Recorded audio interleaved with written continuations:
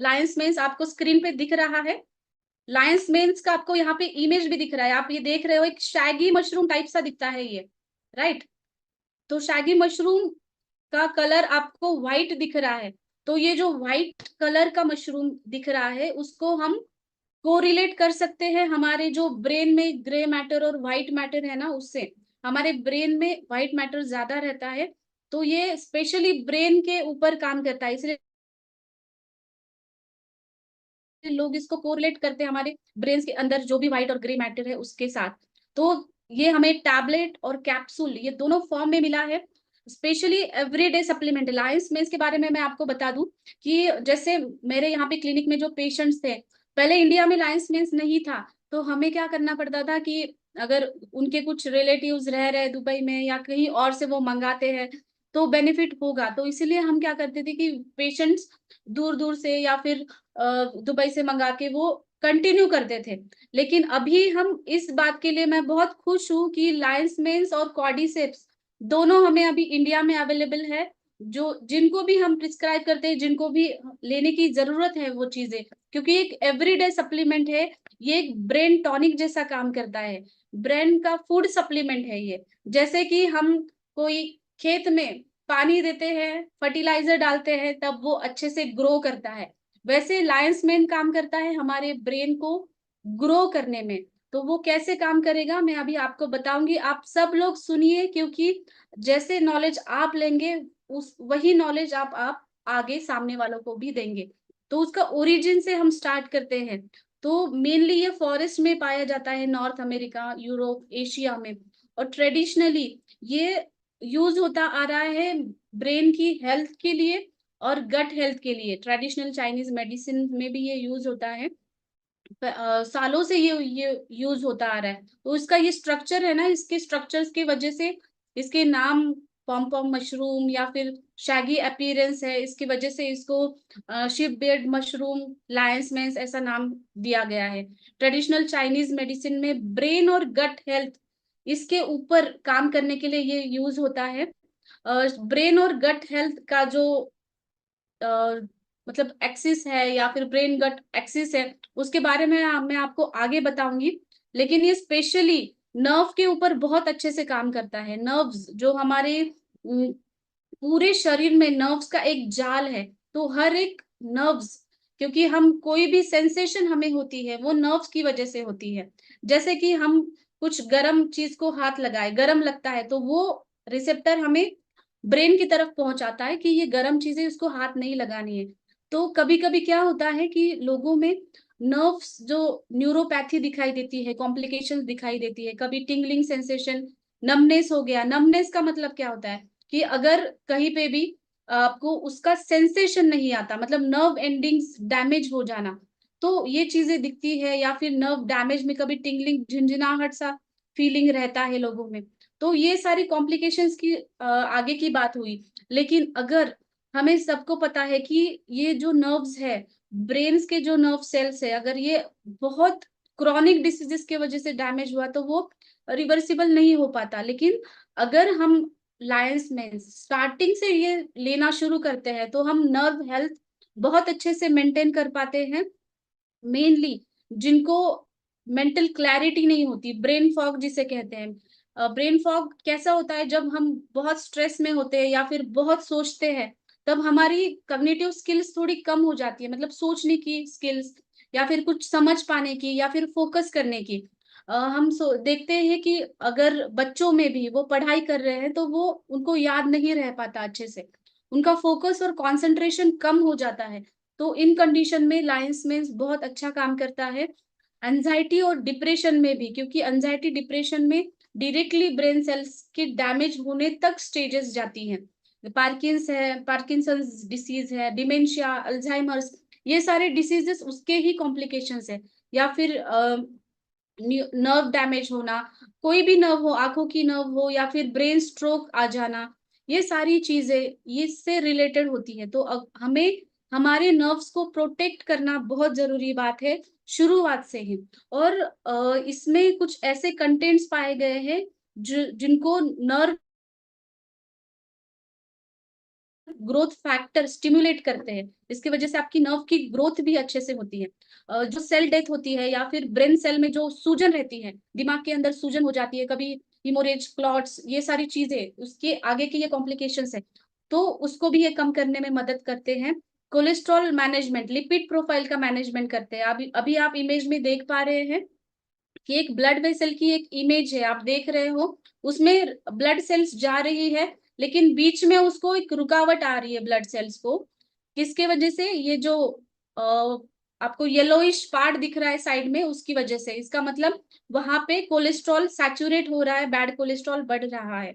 अगर bad cholesterol बढ़ता है तो आपका स्ट्रोक के चांसेस ज्यादा रहते हैं, हार्ट अटैक के चांसेस ज्यादा रहते हैं, पैरालिसिस भी, उसके भी चांसेस ज्यादा रहते हैं। तो ये कोलेस्ट्रॉल मैनेजमेंट करना बहुत इंपॉर्टेंट है, जो लायंस मेंस करता है कोलेस्ट्रॉल मैनेजमेंट का भी मतलब गुड कोलेस्ट्रॉल बढ़ाना और बैड कोलेस्ट्रॉल को कम करना।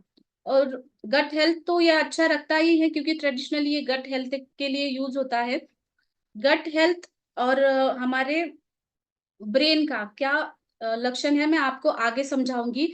न्यूरल ग्रोथ हार्मोन, उसको नर्व ग्रोथ हार्मोन्स भी कहा जाता है और न्यूरल ग्रोथ फैक्टर्स भी कहा जाता है। तो ये एक ऐसे प्रोटीन्स होते हैं जो हमारी नर्व को रीजनरेट करते हैं, मतलब जो नर्व नर्व डैमेज की स्टेज से जा रही है, गुजर रही है, उसको रीजनरेशन करना। जैसे कि हम देखते हैं, अगर एक माइलिन शीट होता है नर्व के ऊपर, उसको एक प्रोटेक्टिव लेयर होता है। प्रोटेक्टिव लेयर लेयर मतलब एक लेयर है, उसके अंदर नर्व है। नर्व को कभी भी डायरेक्टली डैमेज नहीं होता, क्योंकि उसके ऊपर एक प्रोटेक्टिव लेयर है जो माइलिन शीट नाम से जाना जाता है। आजकल माइलिन शीट का जो डैमेज है ना, वो किसी भी वजह से हो सकता है, जैसे कि शरीर में आपकी एसिडिक लेवल बढ़ी है, या फिर आप स्ट्रेस में है, एंजाइटी में है, तो हमारी बॉडी डायरेक्टली डिफेंसिव मैकेनिज्म में जाती है, तभी भी हमारे नर्व्स को डैमेज हो सकता है। तो इस कंडीशन में नर्व डैमेज रोकना, मतलब वो जो माइलिन शीथ है, अगर वो डैमेज भी हो चुकी है, तो रीमाइलिनेशन, रीजनरेशन, नए बनाने का काम हमारा ये न्यूरल ग्रोथ फैक्टर, मतलब नर्व ग्रोथ फैक्टर या नर्व ग्रोथ हार्मोन ये करेगा, क्योंकि ये स्टिमुलेट लायंस मेंस में जो कंटेंट्स पाए जाते हैं, हेरिसिनोन्स और इरिनेसिन्स, ये बहुत इंपॉर्टेंट है। ये प्रमोट करते हैं new connections between brain and cells. तो न्यू कनेक्शंस कैसे होते हैं? अगर हमारे ब्रेन को या ब्रेन सेल को इंजुरी होती है, तो दो तरीके से हमारी रिकवरी होती है। एक तो पूरी की पूरी ब्रेन सेल हमारी नई बनेगी, या फिर जो भी ब्रेन सेल है जो इंजर्ड है, वो आसपास की हेल्दी सेल्स को ढूंढती है, और वो हेल्दी सेल्स को ढूंढ के एक नया कनेक्शन बनाती है, स्टिमुलस करके न्यूराइड्स या डेंड्रॉन्स बनाते हैं, तो नए कनेक्शन बनाती है। तो ये सेकेंड जो पार्ट है, जो सेकेंड रूट है, वो ज्यादा से ज्यादा होता है। अगर ब्रेन इंजुरी भी अगर हो रही है, ब्रेन सेल डैमेज भी हो रही है, तो एक नया न्यूरल कनेक्शन बन जाता है वहां पे। तो ये नया न्यूरल कनेक्शन बनना, ये हमारे न्यूरल ग्रोथ फैक्टर करते हैं, और उसमें जो पाए जाने वाले तत्व है वो करते हैं। तो मेन हमारा यही फोकस है कि आजकल सबको, सबकी लाइफस्टाइल स्ट्रेसफुल है, तो लायंस मेंस आप रेगुलर यूज करते हैं, तो नर्व्स के लिए आपको ये बहुत ही अच्छा इफेक्ट देगी। ठीक है।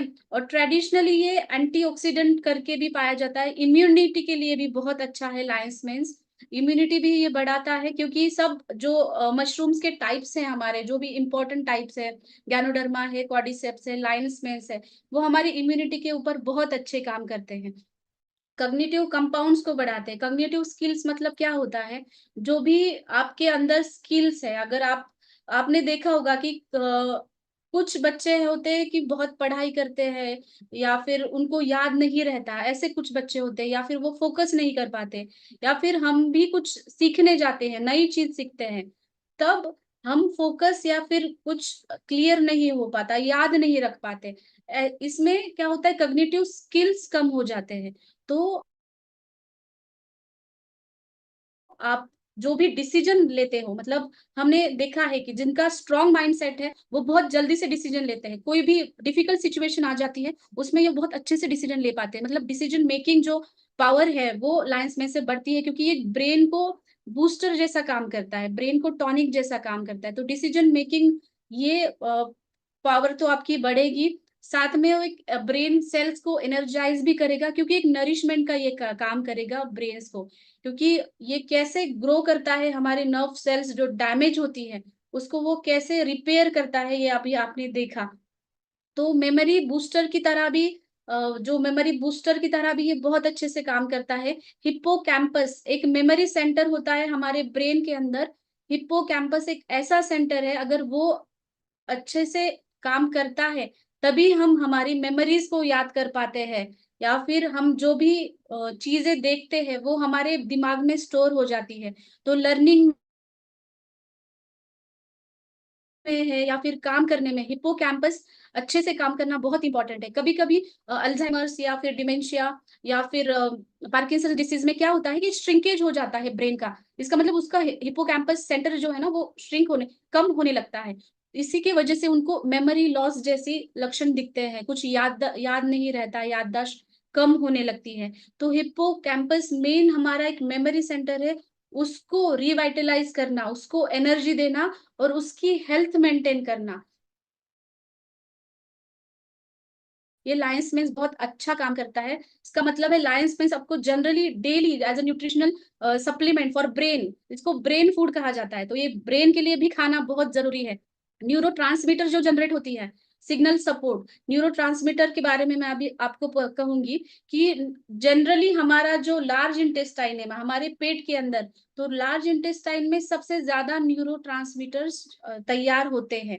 इसके वजह से अगर आपका पेट अच्छा है, तभी आपका दिमाग भी अच्छे से चलता है, राइट? तो ये बहुत इम्पोर्टेंट है, न्यूरोट्रांसमीटर को ये रिलीज़ होने में मदद करता है और गट हेल्थ भी बहुत अच्छे से रखता है। जो अल्सर्स होते हैं, जैसे स्टमक अल्सर की बात करें, स्टमक अल्सर में पाइलोराई एक बैक्टीरिया होता है, उसकी वजह से ये स्टमक अल्सर्स होते हैं और वहाँ पे इन्फेक्शंस बढ़ते हैं, मतलब स्वेलिंग आना और हाइपर एसिडिटी होना या फिर पेट में जलन होना। जैसे स्टमक के नीचे आ जाता है हमारा स्मॉल इंटेस्टाइन, लार्ज इंटेस्टाइन। एक बार वहाँ पे इन्फेक्शन आ गया तो नीचे जाके लार्ज इंटेस्टाइन में या फिर स्मॉल इंटेस्टाइन में जाके भी अल्सर्स तैयार होते हैं। तो इसको इरिटेबल बाउल सिंड्रोम में इसका परिणाम होता है। तो इरिटेबल बाउल सिंड्रोम आपने भी देखा होगा, जिनको ज़्यादा स्ट्रेस है या फिर जो ज़्यादा ओवरथिंकर है, ऐसे लोगों में ये अल्सर्स के जो लक्षण है वो ज़्यादा दिखाई देते हैं। तो ये बैक्टीरिया एच पाइलोरी बैक्टीरिया के ऊपर भी बहुत अच्छे से काम करता है। एच पाइलोरी बैक्टीरिया जो हमारा म्यूकोजल लेयर होता है स्टमक के ऊपर का, उसको ये डैमेज करना शुरू कर देता है। इसलिए एक प्रिवेंशन के तौर पर हमारी गट हेल्थ भी अच्छे से रहे, इसके तौर पे लायंस मेंस हम यूज़ कर सकते हैं डेली बेसिस पे। जनरली इसका हम डोज़ लेते हैं 3 टू 6 कैप्सूल्स, लेकिन अगर 12 साल के कम उम्र के बच्चे हैं, उनको हम 1-1 भी दे सकते हैं और जो बड़े हैं, उनको हम 3 टू 6 कैप्सूल्स स्टार्ट आप 2-2 से करें और फिर आप उनको बढ़ा सकते हैं।